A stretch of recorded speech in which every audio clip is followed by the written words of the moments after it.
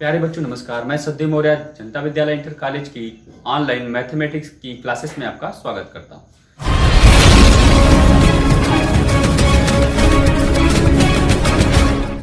बच्चों पिछले वीडियो में हमने आपको बताया आव्यूह चैप्टर का सभी नियम और उससे संबंधित सारे प्रमेयों को भी बताया और उसका कहीं कहीं निगमन भी मैंने करके दिखाया है। अब हम देखते हैं कि प्रश्नावली में जो प्रश्न है उनको भी यहाँ पर हल करके हम दिखा देते हैं आपको। और ऐसे ही 3.1 हल करेंगे, 3.2 ऐसे पूरी एक्सरसाइज की हल कर देते हैं। आइए चले देखते हैं 3.1 का ये जो है पहला क्वेश्चन। इसमें दिया हुआ है कि matrix A equal to 2 5 2 5 19 minus 7, ये 35 माइनस 2 5/2 12, कड़ी में 3 और 1, ये हो गया आपका, ये 1 है, ये -5 और ये 17 है। के लिए आव्यूह की कोटि बताना है, आव्यूह की संख्या बतानी है, अवयव उन सब अवयवों को निकालना है। तो सबसे पहले कोटि के लिए क्या होता है, कोटि के लिए बात जान लीजिए। ये जो क्षैतिज रेखाएं होती हैं ऐसे आव्यूह में, उनको हम लोग पंक्ति बोलते हैं। ये पहली पंक्ति, दूसरी पंक्ति, तीसरी पंक्ति।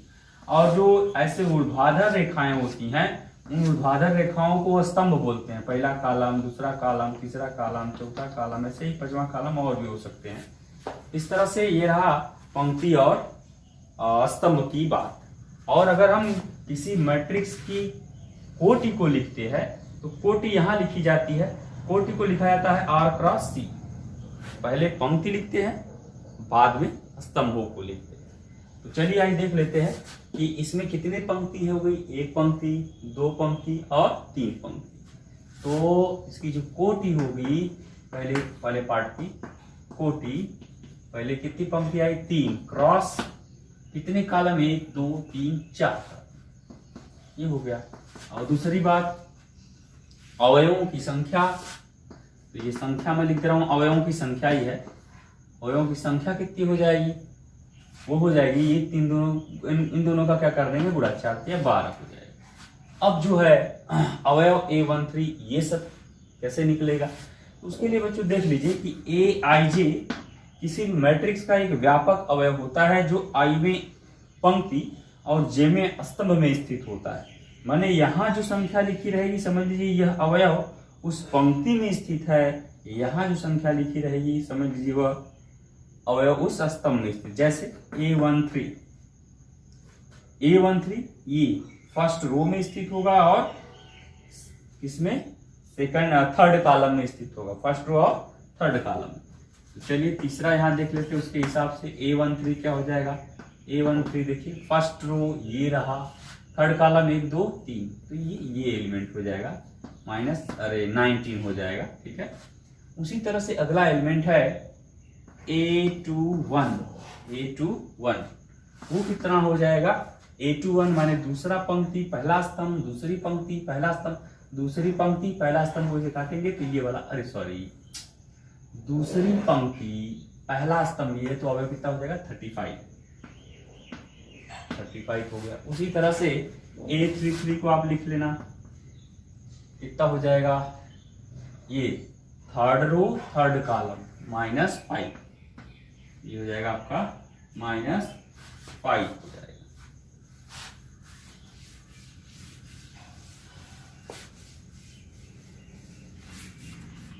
और उसके बाद और सारा दिया हुआ उसमें A24,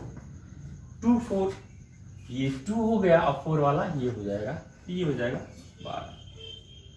इसी तरह से आप निकाल सकते हैं A23 second row third column का ये हो जाएगा आपका 5/2। इस तरह से बच्चों आपने देखा कि कैसे हम लोग कोटि निकालते हैं, कैसे अवयवों की संख्या निकालते हैं और किसी भी अवयव को आप कैसे निकाल सकते हैं। इस बात को आप आसानी से निकाल सकते हैं, ठीक है। चलिए आइए देखते हैं दूसरा क्वेश्चन। दूसरा क्वेश्चन ये है कि यदि किसी आव्यूह में 24 अवयव हैं तो उस आव्यूह में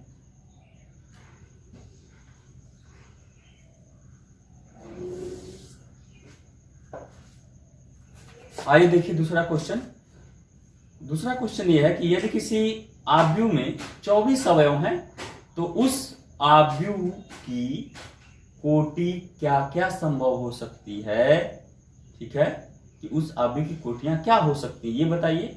और फिर उसी क्वेश्चन में जोड़ दिया है कि यदि किसी आव्यूह में 13 अवयव हो तब उसकी कोटियां क्या हो सकती है ये बताइए। तो देखिए अवयवों की संख्या कितनी है, अवयवों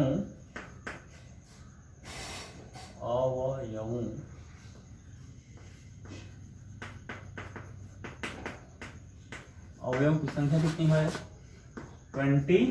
तो देखिए आप इस 24 के सभी गुणनखंडों को सोचेंगे, सभी गुणनखंडों को, ऐसा नहीं कि मैं अभाज्य गुणनखंडों को बोल रहा हूं, प्राइम फैक्टर को नहीं बोल रहा, सबको। तो सबको अगर 24 के सभी गुणनखंड आप देखेंगे, 24 के सभी गुणनखंड, तो वो कितना हो जाएगा आपका 1 से, माने ये संख्या किससे किससे कट रही है, 1 से 2 से 3 से 4 से 6 से 8 से 12 से और स्वयं 24, ठीक है। अब इन सभी संख्याओं में हम, चूंकि आप कोटि को ऐसे जानते हैं R क्रॉस C चलता है ना, माने रो इंटू कॉलम चलता है, तो इनमें से दो संख्याओं के जोड़े को इस प्रकार चुनेंगे कि हर बार उसका गुणा कितना है 24, क्योंकि उसमें तो 24 एलिमेंट है, तो हमें बार बार गुणन में क्या रिजल्ट लेके आना पड़ेगा 24। तो ऐसी दो संख्याएं इसमें जरा सोचिए। तो पहला हो सकता है 1 क्रॉस 24 या 24 क्रॉस 1 का हो सकता है, ठीक। दूसरा हो सकता है, देखिए पहला इसके साथ बना, दूसरा इसके साथ 24 दे सकता है, तीसरा इसके साथ दे सकता है और चौथा इसके साथ दे सकता है। तो आप इसी तरह से आप पेयर बना सकते हैं। दूसरा क्या हो जाएगा 2 गुणे 24 या फिर 24 क्रॉस 2 का हो सकता है।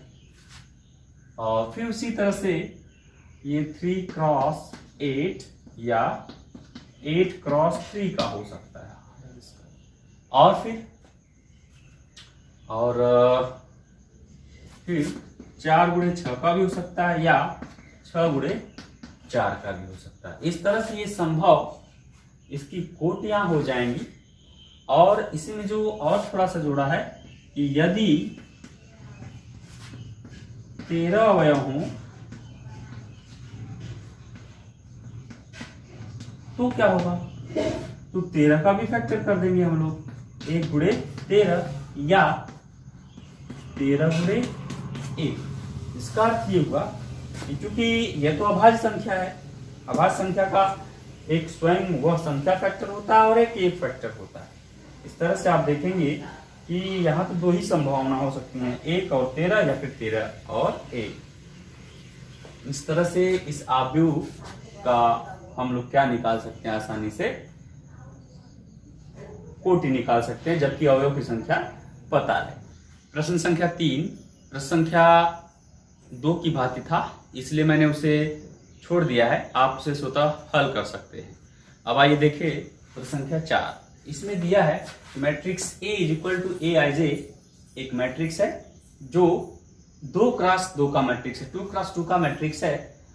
तो हमें निम्न अवयव दिए हुए हैं, इन अवयवों की सहायता से 2 क्रॉस 2 की मैट्रिक्स को हमको बनाना है। तो चलिए इसमें सबसे पहले पहला ये वाला देखते हैं, फर्स्ट वाला, कि Aij is equal to I plus J का होल स्क्वायर अपॉन 2, ठीक है।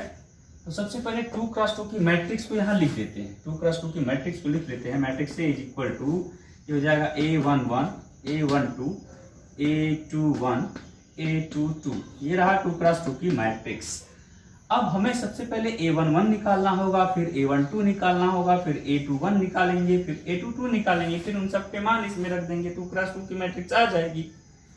तो ये हो जाएगा A11।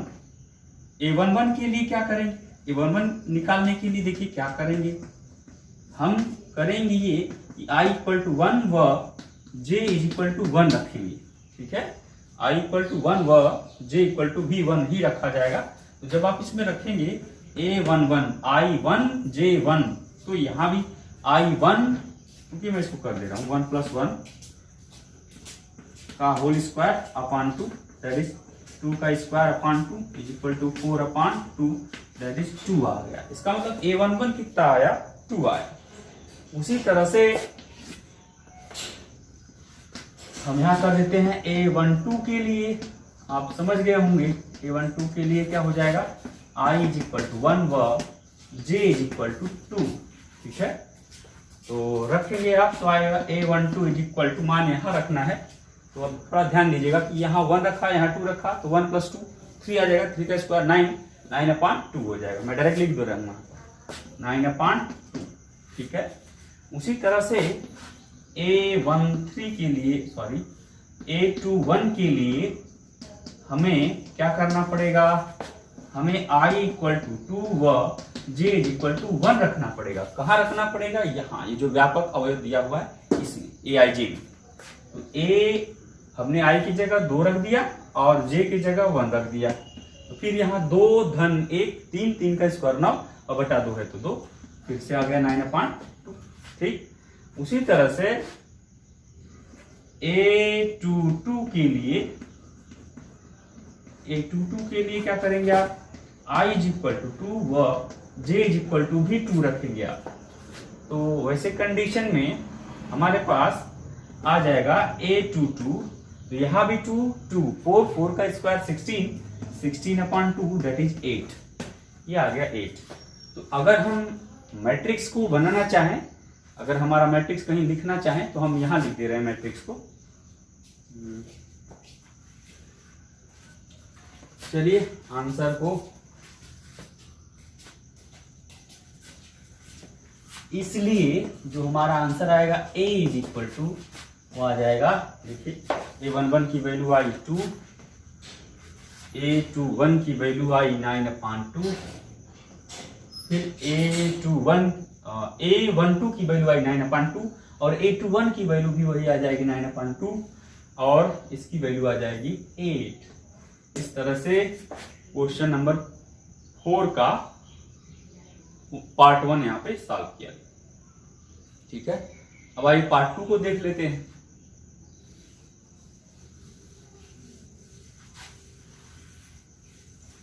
पार्ट 2 क्या है, aij इक्वल टू I/j। अब मैं इसको डायरेक्ट लिखूंगा, a11 निकालेंगे सबसे पहले। आप समझ गए होंगे कि 2x2 की मैट्रिक्स मैंने पहले ही लिख दिया था। a11 क्या हो जाएगा, यहाँ भी 1, यहाँ भी 1, 1/1 इज इक्वल टू 1। ठीक है, फिर a यहाँ अब अगला हो जाएगा, आप मैट्रिक्स को देख सकते हैं कि a12 आएगा, a12 तो यहाँ 1 यहाँ 2 1/2। ठीक, फिर उसी तरह से a21 2x2 की मैट्रिक्स में मैंने पिछले वाले इस वाले सेक्शन में जैसे जैसे किया वैसे वैसे इसमें भी कर रहा हूँ। a21 इज इक्वल टू, अब आ जाएगा आपका I का मान 2 हो जाएगा, इसका मान 1 हो जाएगा, 2/1 हो गया। फिर a22 क्या हो जाएगा, a22 हो जाएगा, दोनों जगह 2 2, यहाँ भी 2 यहाँ भी 2, 2/2 इक्वल टू 1। इसलिए जो आपकी जो मैट्रिक्स बनेगी A, वो क्या बना, फर्स्ट वाला बना 1, सेकंड वाला बना 1/2, थर्ड वाला बना 2 और ये बन गया आपका 1। इस तरह से ये आया 2x2 की मैट्रिक्स। ये सेक्शन 2 भी हल हो गया। अब आइए देखिए सेक्शन 3 कैसे हल होता है।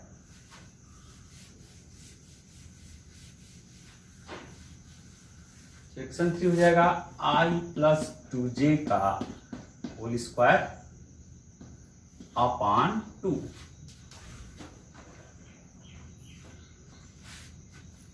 अब इसमें भी a11 आप निकाल लीजिए, यहाँ भी 1, तो ये हो जाएगा a11 रखेंगे तो 1 + 2 × 1 अपॉन 2 इसका होल स्क्वायर आएगा क्या, 3 का स्क्वायर अपॉन 2 9/2। ठीक है, और ये a11 हो गया। इसी तरह से a12 कितना हो जाएगा, ये 1 फिर यहाँ पे 2 हो जाएगा, तो 1 + 2 × 2 5, ये 2 × 2 4 और 4 + 1 5, 5 का square upon 2 is equal to 25/2। फिर a21 की वैल्यू क्या आ जाएगी, यहाँ 2 यहाँ 1, तो 2 + 2 4, 4 का स्क्वायर अपॉन 2 16/2 दैट इज 8। फिर a22 क्या आएगा, यहाँ भी 2, यहाँ भी 2, 2 दूनी 4, 2 6 हो जाएगा, 6 का स्क्वायर बटे 2 हो जाएगा 36 बटे 2, ये हो जाएगा 18। इसलिए जो मैट्रिक्स बनेगी, matrix A is equal to, वो क्या बनेगी, वो बनेगी आपकी 9/2, फिर ये 25/2, फिर उसके बाद 8, फिर उसके बाद 18। इस तरह से आपने देखा ये 18 बन गया। ये 2 क्रॉस 2 मैट्रिक्स थर्ड वाले का भी हो गया। अब आगे क्वेश्चन नंबर 5 को देखते हैं। चलिए देखिए प्रश्न क्या 5, हमें एक मैट्रिक्स ए का निर्माण करना है जो 3x4 का होना चाहिए और जिसके अवयव इन दोनों रूप में दिए हुए, मतलब एक बार इससे हमें 3x4 की मैट्रिक्स बनानी है, एक बार उससे हमें 3x4 की मैट्रिक्स बनानी है। तो चलिए देखिए, पहले फर्स्ट वाला जो है, फर्स्ट वाला ये लिखा हुआ है, इसके लिए मैं कर रहा हूं पहले। तो पहले 3x4 की मैट्रिक्स को मैं यही लिख देता हूं, ए इक्वल टू, ये बनेगा A11, A12, A13, A14, फिर A21, A22, A23, A24, फिर A31, A32, A33, A34। इस तरह से आपने देखा यह 3x4 का एक स्टैंडर्ड मैट्रिक्स बन गया। हमें अब A11 निकालना है, A12 निकालना है, A13 निकालना है, A14 निकाल के इसी में मान इसका रख देना है। ठीक है, तो सबसे पहले चलिए आइए Aij, फर्स्ट वाला ले लेते हैं इसका। Aij equal to 1/2 mod of -3i plus j। ठीक है, चलिए सबसे पहले क्या है A11, तो आप समझ गए होंगे A11 माने I भी 1 J भी 1, तो ये 1/2 -3 × 1 + 1, ये कितना हो जाएगा 1/2 -2 हो जाएगा। और ये मॉडुलस फंक्शन से जब मान आप निकालेंगे तो प्लस आएगा 1/2 × 2, रिजल्ट विल बी 1। इसका मतलब A11 कितना आया 1। उसी तरह से A12 निकाल लीजिए, 1/2 -3 × आप देखिए कि I का मान कितना है, इसमें 1 है और J का मान 2, तो ये -3 धन 1 हो जाएगा 1/2 -1, दैट इज 1/2 हुआ। उसी तरह से A13 आ जाएगा 1/2 मॉड ऑफ -3 + 1 + 3 हो जाएगा, ये हो जाएगा आपका 1/2 × mod of 0, result will be 0। A14 ये क्या हो जाएगा आपका 1/2 मॉड ऑफ -3 × 1 + 4 इक्वल टू आएगा 1/2 × 1 इक्वल टू 1/2। इस तरह से आपने देखा फर्स्ट।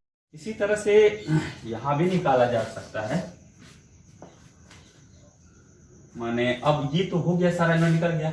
अब ये निकाल लीजिए A21, इसके लिए क्या होगा, A21 के लिए A21 हो जाएगा आपका 1/2 और ये -3 × 2 + 1, that is 1/2 mod of -6 + 1 -5, that is answer आएगा 5/2। ठीक है, उसी तरह से A22 आप निकाल सकते हैं, -3/2 + 2 हो जाएगा 6, 1/2 मॉड ऑफ -4 इक्वल टू, ये 4 आएगा, 4 का आधा कर देंगे आप तो 2 आ जाएगा। A23 1/2 मॉड ऑफ -3 × 2 + 3 करेंगे आप तो -6 धन 3, 1/2 -3 इक्वल टू 3/2 आ जाएगा। ठीक है, A24 आप करेंगे तो 1/2 मॉड ऑफ -3 × 2 + 4, ये 3 दूनी 6 में से 4 निकल गया, 1/2 -2, दैट इज रिजल्ट आएगा 1। इस तरह से सेकंड रो भी निकल गया। आप इसी तरह से ये भी निकाल सकते हैं। अब ये निकाल लेते हैं A31, मैं इनको डायरेक्ट निकालता हूँ। A31 आप यहाँ रखेंगे क्या, 3 रखेंगे और यहाँ रखेंगे 1, तो यहाँ 3 रखेंगे तो 3 तरीके -9 धन 1, -8, -8 का मॉडुलस +8 +8 का आधा कर देंगे तो आ जाएगा 4 आ जाएगा। ठीक है, उसी तरह से A32 को भी आप देख लीजिए, यहाँ फिर से 3 रखेंगे, यहाँ -9 + 2 -7 -7 का मॉड करेंगे तो +7, +7 का अपान 2 कर देंगे तो 7/2 हो जाएगा। और A33 को जरा आप देखेंगे तो 3 -9 + 3 -6 को कर देंगे तो मॉडुलस करेंगे तो 6, उसका आधा करेंगे तो 3 आ जाएगा। उसी तरह से A34 को अगर आप निकालेंगे,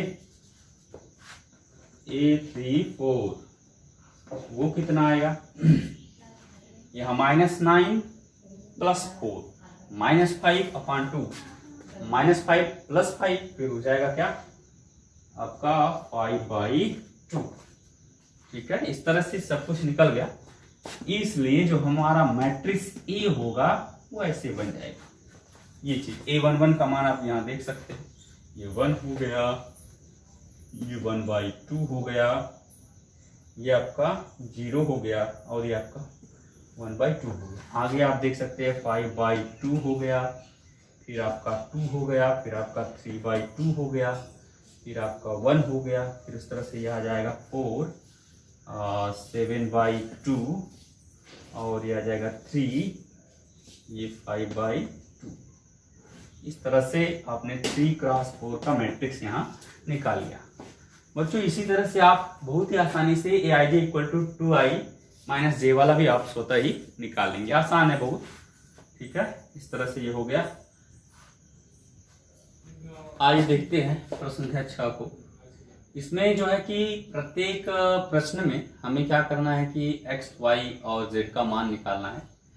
तो आपको पता होगा कि दो अवयव a और b अगर यदि समान होते हैं तो उनके सभी संगत अवयव भी आपस में क्या होते हैं, बराबर होते हैं। ठीक, और अवयव के साथ ही साथ कोटि भी आपस में बराबर होगी, तभी समानता हो सकती है। तो ये दोनों अवयव आपस में बराबर, तो इसके संगत अवयव भी क्या हो जाएंगे, बराबर। इसका फर्स्ट ये वाला ये बराबर हो जाएगा, तो सीधे सीधे y बराबर मिल गया 4। और आप देख रहे हैं z ये वाला इसके बराबर हो जाएगा, तो z = क्या हो जाएगा 3। और उसी तरह से x बराबर कितना हो जाएगा 1, x बराबर हो जाएगा 1 और 5 के तो बराबर होता ही है। तो x1 y4 z3 आ गया। अब आइए इसको देख लेते हैं। इसमें क्या ये फर्स्ट एलिमेंट इसके बराबर हो जाएगा, इसका फर्स्ट एलिमेंट इसके फर्स्ट एलिमेंट के बराबर, x + y = 6, 1 इक्वेशन। और जो है 2 के बराबर होता है, 5 + z = क्या हो कितना है 5 है। तो ये z = क्या हो जाएगा, 5 में से 5 चला जाएगा 0 हो जाएगा। ठीक है, बाकी यहाँ देख रहे हैं आप x × y बराबर क्या है 8। ठीक, तो z का मान तो निकल गया, z बराबर 0 आ गया, लेकिन x + y 6 है, x × y कितना है 8। तो इसको मैं समीकरण नंबर 2 कर लेता हूं। अब क्या करेंगे, ये जो आप देख रहे हैं ये समीकरण 1 से मान निकाल रहे, यहां से y का मान निकाल लीजिए। y = कितना हो जाएगा 6 - x, और y का यह मान उठा के समीकरण नंबर 2 में रख दीजिए। ठीक है, तो x और यहाँ मान रख देंगे तो 6 - x = 8, ये हो जाएगा 6x - x² = 8, ये हो जाएगा -x² + 6x - 8 = 0। ये माइनस का मल्टीप्लाई कर दे रहे हैं सब में, 6x + 8 = 0। आप इसका फैक्टर करना चाहेंगे तो x² - 4x - 2x + 8 = 0। और करेंगे 2 का पेयर बना के इसमें कॉमन कर लीजिएगा। x की तनी वॉल्यूम कम करा लो, x कॉमन हो जाएगा, x - 4 - 2 x - 4 = 0, x - 4 x - 2 = 0, x - 4 = 0, x और x - 2 = 0, x = 2 आ जाएगा। x के 2 मान आए 4 और 2। अब x के दोनों मान को उठाकर यहाँ रख लीजिए, इसलिए यहाँ जो y का मान आया y = 6 - 4 तो आ जाएगा 2। और अगर x का मान आप 2 रखते हैं तो y बराबर आएगा 6 - 2, तो y = क्या 4 आ जाएगा, y = कितना आ जाएगा 4। तो आपने देखा कि x का मान कितना आया, x का मान आया जब 4 तो y का मान आया 2 और z का मान हर बार क्या है 0। ठीक है। और एक वैल्यू और हो सकती है कि x इज इक्वल टू 2 ले लिया जाए, y इज इक्वल टू 4 ले लिया जाए और z इज इक्वल टू क्या लिया जाए 0। इसके दो आंसर, ये भी हो सकता है और ये भी हो सकता है। ठीक है, x इंटू वाई बराबर कितना आ रहा है 8, तो आएगा हर हालत में। इस तरह से आपने देखा ये क्वेश्चन हल हुआ, ये हल हो गया। और उसी तरह से ये भी हल हो सकता है, उसको भी आप हल कर सकते हैं बिल्कुल सेम इसी तरह।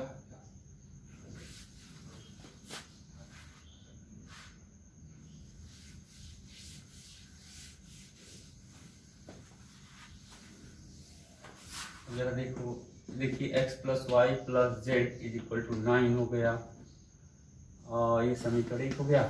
और x plus z is equal to 5 हो गया, y plus z is equal to 7 हो गया, ये 2 ये 3। ठीक है, तो ये x प्लस जेड, या फिर ऐसे ही देख लीजिए, ये जो समीकरण 3 है इसमें y प्लस जेड का मान 7 है, तो यहाँ भी समीकरण 1 में y प्लस जेड की जगह क्या रह सकते हैं, तो हम लिख देते हैं समीकरण 1 व समीकरण 3 से इन दोनों x, जहां y प्लस जेड है वहां क्या रख देंगे 7, x plus 7 equal to 9, x equal to 2 आ गया। ठीक है, अगर x इक्वल टू 2 आ गया तो x का मान उठा के 2 में रख दीजिए। x का मान 2 में रखने पर, समीकरण 2 में रखने पर वो क्या प्राप्त हो जाएगा हमें, 2 plus z is equal to 5, that is z equal to क्या आया 3 आ जाएगा। जेड बराबर 3, एक्स बराबर 2, और जेड और एक्स का मान प्राप्त हो गया। और हमें वाई का मान किसी तरह से भी प्राप्त हो सकता है। वाई का मान प्राप्त करना है तो समीकरण नंबर 3 में मान रख दीजिए, जेड का मान कहाँ रखने पर 3 में रखने, तो हो जाएगा वाई प्लस जेड का मान यहाँ रखेंगे आप 3 तो इक्वल टू 7, तो वाई इक्वल टू कितना आया 4। ठीक है, इसलिए हमारा मान आया x equal to 2, y equal to 4 and z is equal to 3। इस तरह से ये सारा क्वेश्चन 6 नंबर का हल हो गया। आइए नेक्स्ट क्वेश्चन देखते हैं। आइए क्वेश्चन नंबर 7 देखते हैं कि ये क्वेश्चन है जिसमें हमें ए बी सी डी सबका मान आपस में निकाल देना है। सबका मान निकालना अलग अलग से। a minus b is equal to -1, ये इक्वेशन 1 हो गया। 2a plus c equal to 5 हो गया, 2a minus b equal to 0 हो गया, और 3c plus d is equal to 13 हो गया। ये समीकरण 2।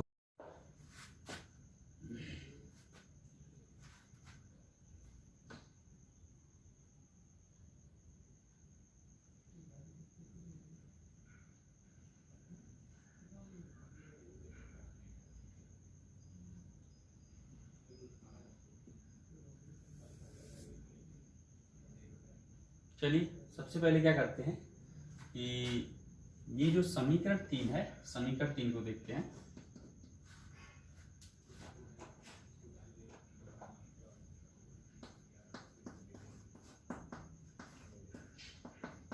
समीकरण 3 से क्या होगा, 3 से हो जाएगा 2a minus b equal to 0 which implies that b is equal to आ जाएगा 2a। ठीक है, अब b का मान समीकरण नंबर 1 में रख दीजिए। b का मान 1 में रखने पर तो ये हो जाएगा a माइनस बी, बी की जगह कितना हो जाएगा 2a is equal to -1, minus a is equal to -1, that is a equal to कितना आया 1 आया। अगर a इक्वल टू 1 आया तो यहाँ आप 1 रख देंगे तो b का मान निकल जाएगा। इसलिए b इक्वल टू 2a में यहाँ a का मान रखेंगे आप, तो 2 गुणे 1 बराबर कितना आ जाएगा 2 आ जाएगा। अब जो है b का भी मान आ गया, a का भी मान आ गया, तो ऐसे कंडीशन में हम a का मान 2 में रखते हैं। a का मान समीकरण 2 में रखने पर क्या होगा, 2 में रख देंगे तो 2 इंटू ए का मान 1 plus c equal to 5, c is equal to 5 minus 2, c is equal to 3, c equal to कितना आया 3 आया। और C का जो मान C अब D का मान चाहिए, C का मान उठा के कहाँ रख देंगे, ये 4 रख देंगे। C का मान समीकरण 4 में रखने पर 4 में रख देंगे, क्या हो जाएगा 3 × 3 प्लस D इक्वल टू 13, तो D इक्वल टू जाएगा 13 - 9, तो D इक्वल टू क्या हो जाएगा, इसलिए हमारा जो आंसर आएगा A is equal to 1, B is equal to 2, C is equal to 3 और D इज इक्वल टू 4 प्राप्त। इस तरह से प्रश्न संख्या 7 आपने देखा। अब जो है कि प्रश्न संख्या 8 देखेंगे हम लोग। चलिए देखिए, ये 8 दिया है, A is equal to AIJ M cross N का एक मैट्रिक्स, तो पूछ रहा है यह आव्यूह वर्गाकार आव्यूह कब होगा। तो आप ये जानते हैं कि वर्गाकार आव्यूह तभी होगा जब M और N की वैल्यू क्या होती है, बराबर होती है। माने जितने पंक्ति उतने स्तंभ, तो वह आव्यूह क्या हो जाएगा, वर्गाकार आव्यूह हो जाएगा। यदि पंक्तियों और स्तंभों की संख्या बराबर नहीं होती है तो वह आव्यूह क्या कहलाता है, आयताकार आव्यूह कहलाता है। तो ये आयताकार नहीं पूछ रहा है, क्या पूछ रहा है, वर्गाकार आव्यूह पूछ रहा है। तो आप कंडीशन में लिख देंगे कि जब M बराबर N हो तो A वर्गाकार होगा, वर्गाकार आव्यूह होगा।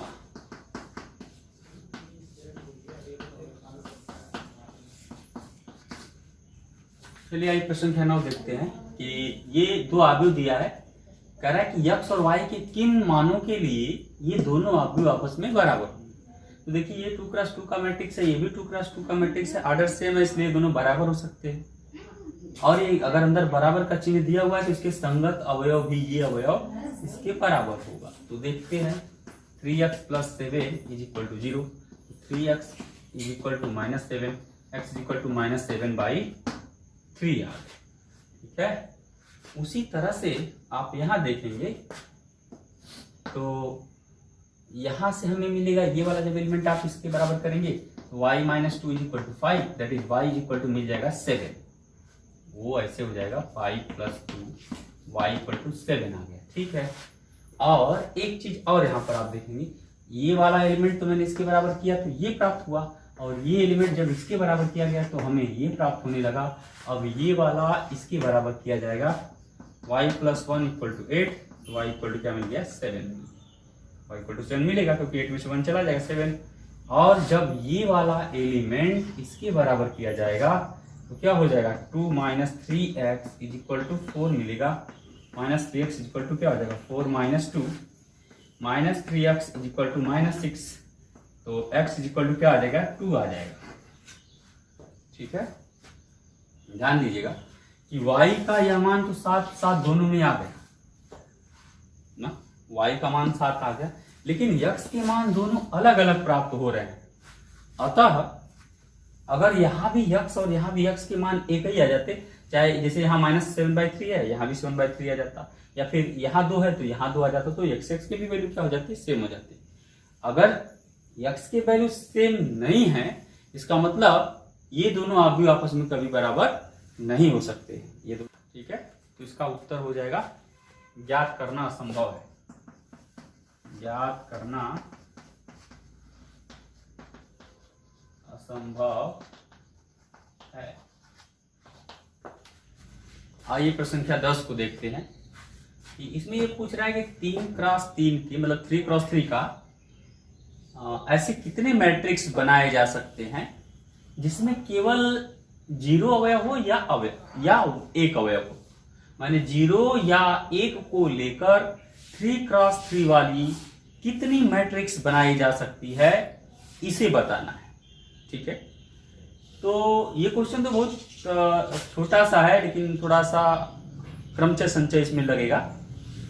मतलब कैसे लगेगा जरा उसको भी देख लीजिए। मान लीजिए अगर कोई 3 × 3 की मैट्रिक्स होगी तो मैं उसको ऐसे दे रहा हूँ, ये 3 × 3, यहाँ A11 होगा, यहाँ A12 होगा, यहाँ A13 होगा, ये फिर ऐसे ये 3 × 3 का हो गया। ठीक है, अब मेरे पास या तो 0 है या फिर 1 है। तो ये 0 और 1 कितने अवयव हो गए? 2। कितने अवयव हो गए? 2।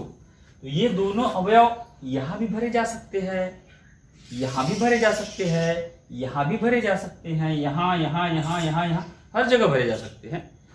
तो जब ये 0 और 2 लिखते हैं, जब 0 व 1, जब 0 व 1 A11 के स्थान पर भरे गए हों